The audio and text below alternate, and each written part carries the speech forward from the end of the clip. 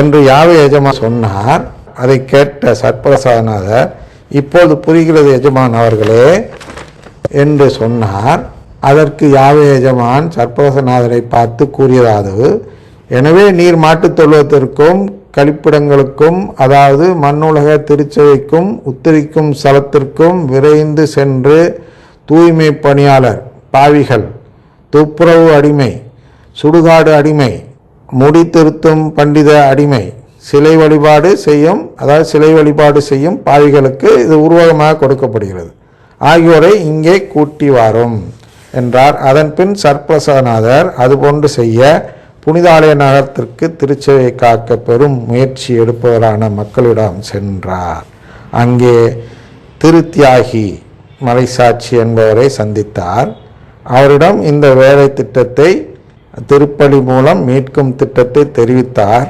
அதன் பின் அந்த திருத்தியாகியை பார்த்து யோவான் 6:67 படி கூறியதாவது, நீங்களும் போய்விட நினைக்கிறீர்களா? அந்த திட்டத்தெல்லாம் கேட்ட பிறகு அவங்கள்ட்ட கேட்குறார். அப்போ என்ன சொல்கிறோம் நம்மலாம் அதாவது திருச்சபையில் இருக்க மக்கள், அதாவது நற்கருணை மட்டும் நம்பி வாழும் மக்கள் என்ன சொல்கிறார்கள் என்று சொல்லி இதை முடிக்க பார்க்கிறேன். சத்பிரசாதநாதரே, நாங்கள் யாரிடம் போவோம்? வாழ்வளிக்கும் வார்த்தைகள் உம்மிடம்தானே உள்ளன. நீரே யாவேயிற்கு அர்ப்பணமானவர் என்பதை நாங்கள் அறிந்து கொண்டோம், அதை நம்புகிறோம். இல்லையா? யாரிடம் போவோம் இறைவான்னு ஒரு பாட்டு இருக்கிறது அல்லவா? அது இந்த வசனத்திலிருந்து எழுதப்பட்ட ஒரு பாட்டு. அது யார் எழுதினார் என்றால், இந்த பெர்க்மான்ஸ் என்பவர் எழுதிய பாடல். ஏன் எழுதினார் என்பது உங்களுக்கு தெரிந்திருக்கலாம். இருந்தாலும் நான் ஒரு வேளை சொல்லிவிடுகிறேன், ஒரு சிறிய நேரம் எடுத்துக்கொண்டு.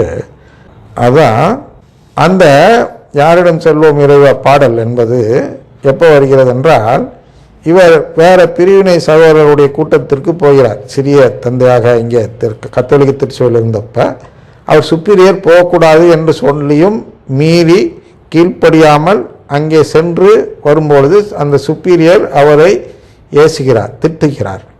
அப்போ இவருக்கு கோச்சிக்கிட்டு அழுகையினால் அந்த சாப்பிள் சிற்றாலயம் இருக்கிறார்களோ அவங்களுடைய இதில் அங்கே போயிட்டு அங்கே தான் இந்த பாடலை பாடினாராம். அப்படின்னா என்ன அர்த்தம்னா, யாரிடம் செல்வோம் இறைவா, வாழ்வு தரும் வார்த்தை உம்மிடம் தானே இருக்கின்றன அப்படின்னு அவர் எதை சொல்கிறாருன்னா, வாழ்வு தரும் வார்த்தைகளை தேடிதானே நான் அங்கே போனேன் அப்படின்னா, அங்கே வாழ்வு தரும் வார்த்தை இருக்கிறது, நான் போனது ஒரு தப்பா?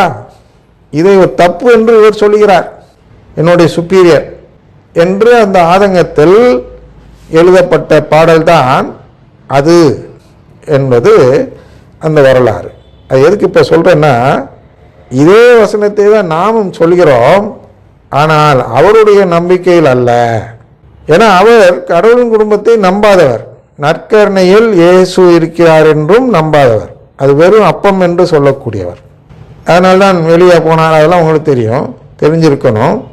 எனவே அவருடைய நம்பிக்கையில் நாம் அதை சொல்லவில்லை. அப்படின்னா அந்த பாடலை நாம் பாடினால், அதான் எல்லா ஃபங்க்ஷன்லையும் பாடுறாங்க, அப்போ நாம் அவருடைய நம்பிக்கையை சேர்ந்தவராக மாறிவிடுகிறோம். அதுவும் பிரைஸ் தி லார்ட் சொன்ன மாதிரி தான்.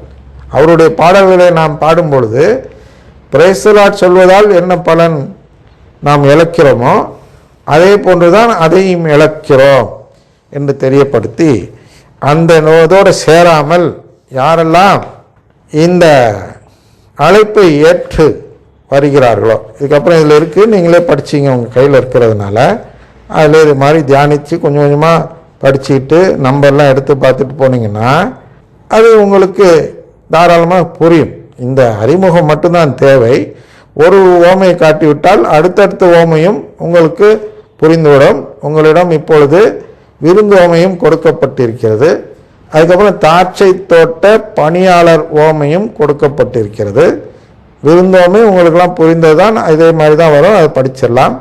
திராட்சை தோட்ட பணியாளர் ஓமையில் காலையில் வேலைக்கு செய்கிறவனுக்கும் சாயந்தரம் வேலைக்கு செய்கிறவனுக்கும் ஒரே கூலியை தரும் பொழுது என்ன நடக்கிறது என்றால், அந்த ஓமைக்கு பொருள் கூற நம்முடைய குருமார்கள் சில சமயங்களில் திணறுகிறார்கள், அதை மாற்றி சொல்லிவிடுகிறார்கள்.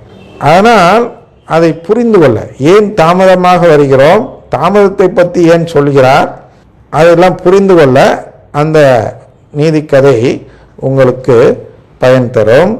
ஆனால் இதோடு நிறைவு செய்யலாம் என்று நினைக்கிறேன். எனவே தந்தை மகன் தூயாவின் பெயராலே ஆமன் என்று நிலை கொள்வோம்.